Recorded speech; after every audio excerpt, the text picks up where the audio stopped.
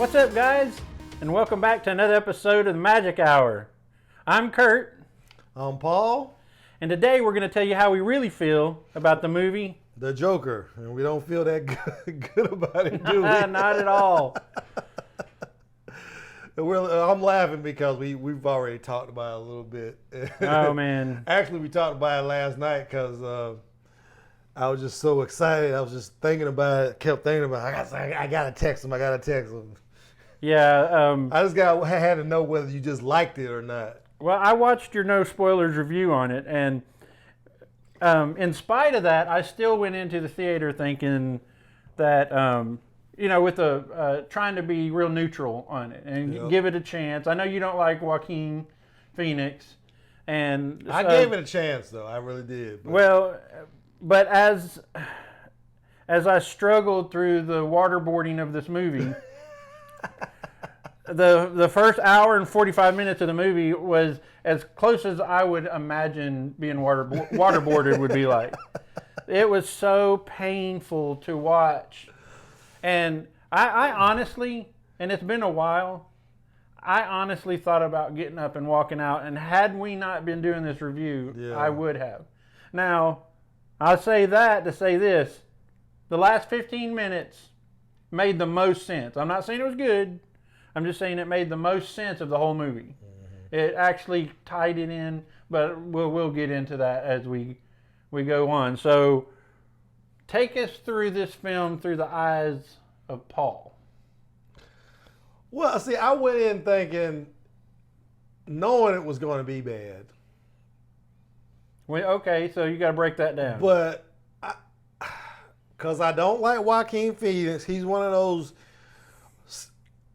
pretentious, self-important douchebag actors who acts with a capital A. I've seen him do interviews. He has no charisma. God, he's the worst interview ever. He has no charm, and you have to get an actor who has some kind of charm or charisma. And there's a lot of great actors out there who never become like movie stars. Like, I'll give you a perfect example, Val Kilmer.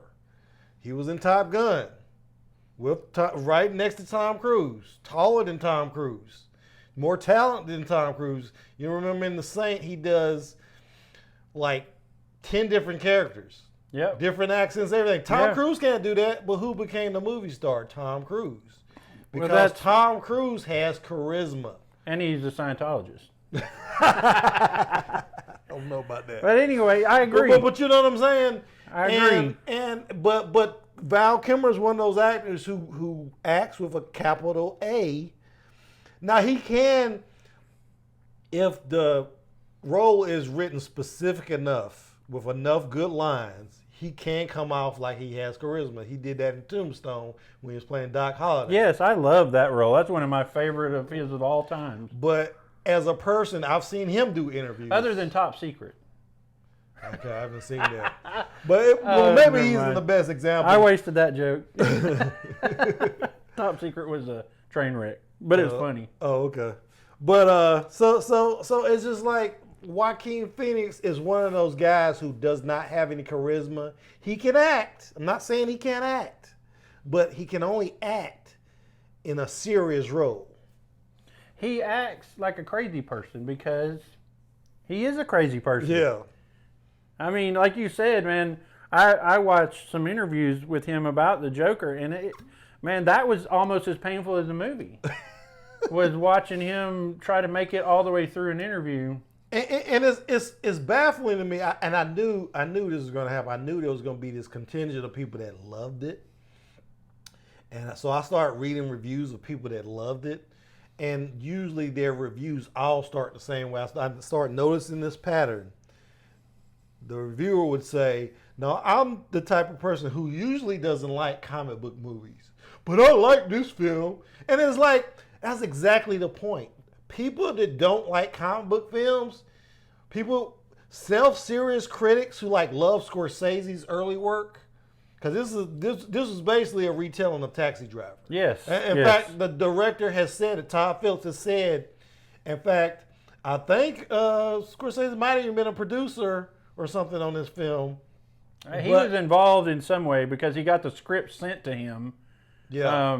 For approval. I mean, they even So why would you do that if you're making a DC movie? Yeah, right. It doesn't make any sense. So he was remaking Taxi Driver. He said this in interviews, and you see a lot of reviews comparing it to Taxi Driver. I went in thinking, okay, one of the problems I have with critics is that they always compare a movie. They have this whole catalog of movies they've seen, and they can't review a movie without comparing it to something else, and I didn't want to get into that trap. So I was like, I got to look at it with new eyes. I got to look at it as somebody who's going in it, some millennial who hasn't seen Taxi Driver. Shame on you. But the thing is, you have to compare it to Taxi Driver. I had to compare it to Taxi Driver because I remember not liking Taxi Driver. So if he's remaking Taxi Driver, I'm not going to like this film. This was very reminiscent of that era of films, like when, the Pacino movies, and all the movies the in De the Niro 70s. movies, all those depressing movies from the 70s, basically. Yeah, that were, public service announcements to mental health. Right. Well, which is exactly what this felt like. It felt like the first hour and 45 minutes was just a public service announcement that, Look at mental health is an issue, and granted it is, and it needs to be addressed, but not in a Joker movie. Right. Joker, historically, is incredibly intelligent, very ruthless, very charismatic, like you said, and Joaquin Phoenix's portrayal of Joker is none of those things. Right. He's a loser. He's the biggest loser with the worst luck I've ever seen any human being have. He lives with his mother. I never imagined, as crazy as Joker was, I cannot imagine him living with his mother. Wasn't his real mother, though. Well. But it doesn't matter. That's neither here nor there. The story is neither here nor there. You remember that scene? He's giving his mother a bath. Who gives their mother a bath? That just seemed really creepy to me. Oh, there's a lot of... Even an old mother. Hey, get her a nurse or something. Okay, so we're not really going to go through the story of this one. There was no story. Because it was so left and right and out of left. No, there was no story. It was basically the system fails him. Social services gets shut down, so he can't get his medication. He gets fired from his job because he brings a gun to a job. Children's hospital. Children's hospital. He's dancing around, and it drops out. So he gets fired. He's delusional. One of the most traumatic experiences for me was seeing him.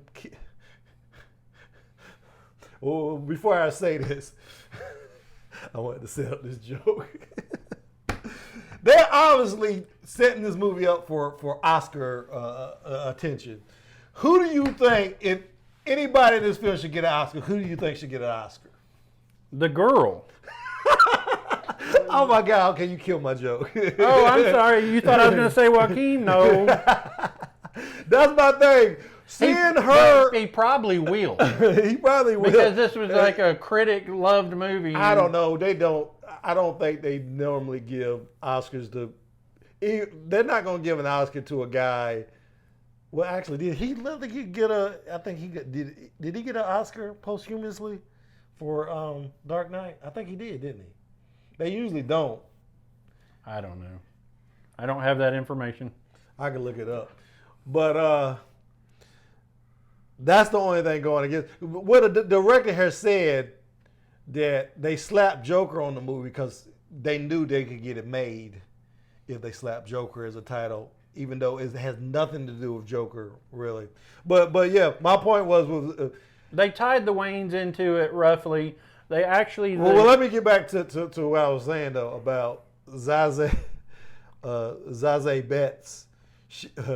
She should get an Oscar for having to kiss Joaquin Phoenix. And that was one of the most yucky moments. Yucky. Yucky. I just thought... Yeah, I mean, that's a perfect word for it. I mean, seeing him open the door and kiss her like that... He was so First of all, he would never do that. The character would never do that.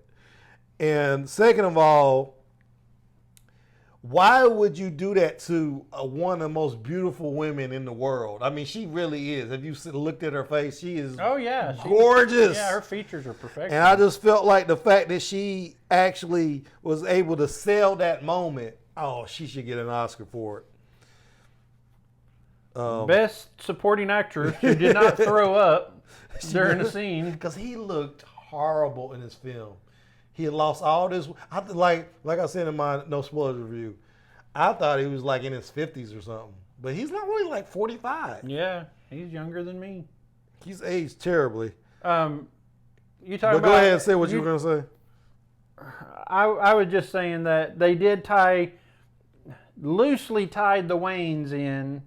And there was a scene at the very end that is reminiscent. I can't remember if it was from Dark Knight or one of the different, DC Universe movies where they show the murder of Bruce Wayne's parents, Thomas Wayne, Vivian, is it?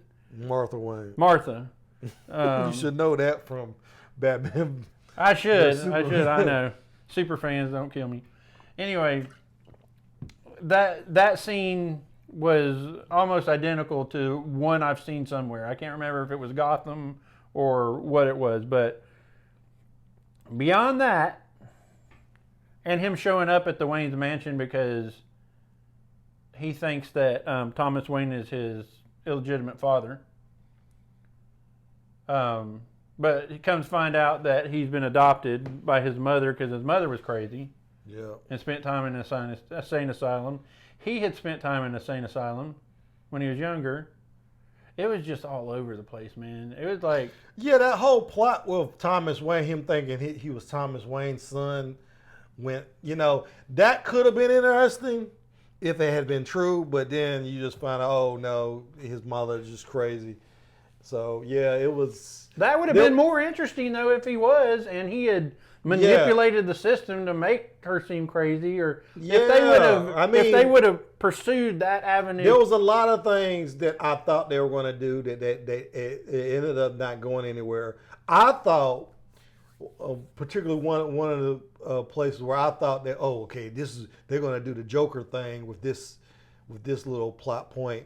When the detectives start investigating whether he killed those Wall Street guys on the subway, I thought, he's going to screw with these detectives somehow. Because he's the Joker. He's the Joker. He's going to screw them. He's going to have them chasing their tail. Cops in a Joker movie are usually like stormtroopers in Star Wars. Right. They're insignificant. They're not smart enough. There might be one or two, but it certainly ain't going to be the first two you meet. But in this one, they had him. I mean, they could have just arrested him. They come to him and ask him, "We heard you had a gun." Oh no, it's a prop. Oh, it was a prop. Okay, let us see it. Yeah. Why didn't they? Yeah. And that's exactly what I was thinking. And then he walked into They're the worst freaking detectives in Gotham City. You're not going to ask them to see this prop? And then they come by later and he just starts running. It was the 80s. So, No, man, come on. So, like we said, we could go on talking about this for another 30 minutes. But let me get into the stuff I did like. There was a couple things I did like. There was one scene I like. I like the scene where he murders the Wall Street guys. Okay. I thought it was shot very well. I thought it was visceral and just tense. And especially that guy, he shoots that guy in the leg and he's trying to get away. You're like, is he going to get away? And they're peeking out the subway. That was a pretty good scene just because it was just... I actually enjoyed it because everybody has met guys like that. Oh, yeah. Think they're masters of the universe because they make a little money and they're harassing women and all that. I work with doctors. I meet those guys every day. Yeah. So, not all doctors, but there's a lot of them that have that ego. And they think they're just, they're God's gift to women and all this stuff. And those essentially that's what they were. And then it was justifiable homicide up until the point where he started chasing that guy. But yeah, I mean, he could have I don't know if it's justifiable homicide in New York or Gotham. But no, you think about 3 guys are kicking you. you have a right for self-defense at that moment. But he shouldn't have had a gun in the first place. Well, because he had mental illness. Because remember he says in that one part, I'm not supposed to have this, when the other clown guy gives him the gun. That's true. So I don't know how. So they would have thrown him into the jail. Well, yeah, maybe. In real life, but this movie was far from real life. Yeah, but I felt like it was justifiable homicide until the point where the threat's over. The guy is running away. You can't chase that guy. You can't even do that in South Carolina. Yeah, exactly. So, but I like the scene. I just got a little bit of satisfaction out of seeing these pieces of crap, rich guys get killed. But he didn't orchestrate what came out of that incident. It just sort of just happened. Yeah, and it just got picked up on the news, and apparently, just because it was a clown who did it, it started this huge movement with the downtrodden against the rich, and the clown was their mascot. Right. And here's the thing too, though. Well, I guess at the end when he kills the talk show host, and then they're taking him away in the police car, and then these random bunch of guys run into the police car with an ambulance and rescue him. Maybe. Because you can't tell when he's having a delusion or what's reality. There's no... And they don't even explain it. Oh, I guess they did explain it with Sophie, character when he showed up in her apartment. Yeah. When he showed up in her apartment, I got this question. Did he kill her? I don't know. See, too many questions. Just a horrible movie. Horrible movie. Well, let me tell you the other thing I like. When he goes to Wayne... I say horrible movie, and you say, let me tell you the other thing I like. Well, I just wanted to... I didn't finish that thought. I told you the scene I like. There's a moment I like, not even the whole scene, just a little moment when he goes to Wayne Manor and Bruce is playing, little Bruce, who's like 6 years old or something. He's playing on a swing, some kind of like a jungle gym fort thing. Yeah, fort thing. He sees Joker at the gate, so he goes. He's going to go down to meet him. So and he slides on this little pole. I like that little moment. Oh, I didn't notice. I didn't even think about that being an Easter egg. I was like, oh, that's like a shot. That's like a shout out to the television series. Because didn't he use him and Robin used to go down on the pole? The music. And I saw that. I was like, I said, I didn't know who the kid was. See, at that point, I didn't know. Right before that, I didn't know. I said, who is this kid? I had no idea who the kid was until he got on that pole. And he slid down. Said, oh, that's Bruce Wayne. I know. I remember talking to my daughter. I was like, "That's Bruce Wayne." Yeah, that's Bruce Wayne. And then maybe of course, something cool's gonna happen. And then of course they ruined the scene by having Joker grabs him by the mouth and like does the little smile thing. I'm like, why would some little kid let you put your nasty? You know how nasty his hands had to be. And in every other movie, what is the butler's name? Jervis. Is that right? Alfred. Alfred. Sorry, God, I'm so bad at this. So, in every other depiction of Alfred, he's a badass, right? Especially in Gotham, Alfred's a real badass in Gotham. He's like ex-British Special Forces. Oh, okay. I mean, he's a badass. But then Joker gets a hold of him through the fence and is choking him, about to kill him. And I was like, yeah. Okay, they just made Alfred look like a total puss, man. Anyway, it was like a train wreck hit a car pile up on a sinking ship.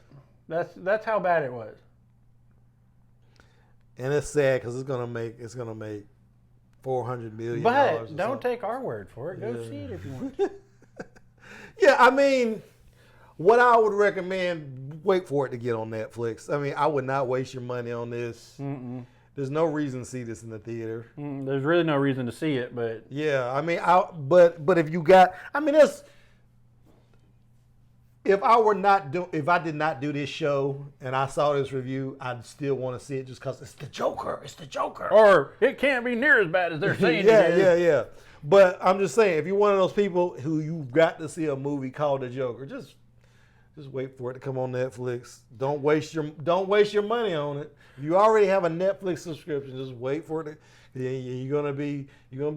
Most people, I think, are gonna look at it like, yeah, I'm glad I saved my money because this is. Well, it was a depressing movie. Let me ask you this: how can a movie called The Joker have no freaking jokes? Well, he was a stand-up comic. He was not a stand-up. What about those jokes, man? There was no jokes. They were so bad. His jokes, he wanted to be a stand-up comic, and his jokes were so bad that it got him on late night television. There wasn't even jokes though. It was that laugh that got him on the. They wanted to bring him on this talk show. That was kind of like a kind of a shout out to David Letterman. David Letterman used to do that. He would bring people on the show kind of to make fun. There was this guy named Harvey Picar. I think that was his name. He used to bring on his show because the guy was a maniac. But David Letterman would do that just because it would be entertaining to see some crazy person on your show. They even made a movie about it. You've seen it because this guy was like a comic book writer. American Splendor. That's what it's all about. It's about Harvey Picar. Oh, I had to go research that. Yeah, but Paul Giamatti plays Harvey Picar. But yeah, he used to go on David Letterman. I like him, Paul Giamatti. Yeah, he used to go on David Letterman just so David Letterman could kind of mock him. And well, he would say all these off the wall things. You remember American Idol used to make fun of their really bad contestants? Yeah, I mean there's entertainment in that, and that's essentially why they allowed, not because he was a good stand-up, because he was just so mind-numbingly bad. But the charisma that he came out with in that one scene of him being on the night show was kind of reminiscent of what you expected Joker to be. You know, kind of flamboyant and, you know, over-exaggerating everything. But you noticed that it was all physical. He could do physical stuff that's kind of charismatic, if that makes sense, but he can't. You know how he learned how to dance for this movie? Oh. Watching YouTube. He did? I swear. He watched a video called Old Floppy Shoe or something, and it's like an old 1930s, 40s, you know, like Fred Astaire type dancing. Mm-hmm. And it was this guy, I can't remember his name. Just look up Old Floppy Shoe Joker in Google, and you'll see it. And he said he watched it over and over and over again and picked up his moves from that. Oh. And that he used to be a dancer when he was young, is what Joaquin said. People are blasting him for how he was acting on the set, though. Yeah. They got a bunch of videos of him being diva. Dude, he's one of those... He's a Looney Tune, man. He's one of those pretentious... He's part of that Rat Pack group that came through, and you remember? Oh, you gonna say it? What? You gonna say the wrong Phoenix died? The wrong Phoenix. Yeah, we were talking about it. Where we go? We were going somewhere in the car. We were like, we were going to film yesterday. Yeah, we were. I was like, you know what? River should have lived. But instead, we get stuck with Joaquin and Christian Slater. But yeah, he's part of that group, and I honestly believe that had he not been famous off the coattails of his brother, that he would have never had a Hollywood career. I looked at his filmology though on IMDb, and he doesn't have a lot of standout movies. The only really standout role that anybody knows is Gladiator. And even that character didn't have any charisma. He was kind of a... What was the name of the movie where he had that artificial intelligence? Her. Was it Her? Called Her? I think it was called Her. Yeah. He didn't have any charisma in that. He has nothing. He's got one character.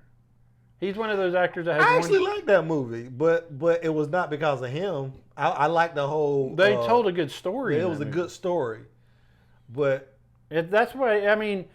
Making a successful film You buy, has a lot to do with the talent. but see, he's the type of guy you buy as someone who would fall in love with artificial intelligence.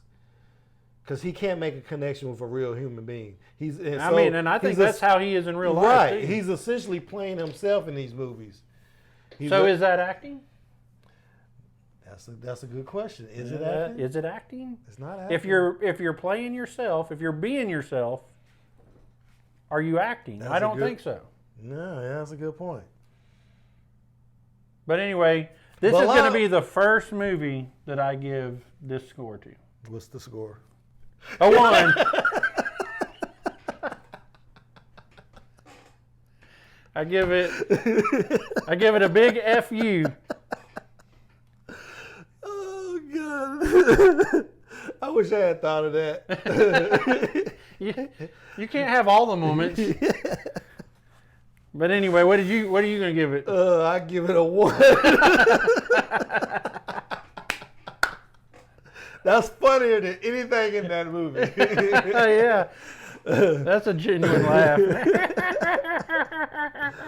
Oh God. Oh, he was the worst freaking laugh.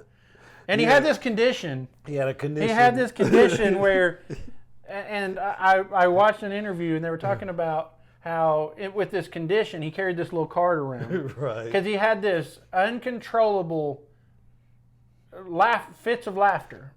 I've heard of people that this actually is a real thing. Yeah. But it was the most gut-wrenching, ear-splitting, and I would say that the acting of him doing that laugh was probably his best acting in the whole movie. Yeah. Because it did look like it hurt. Like it was painful.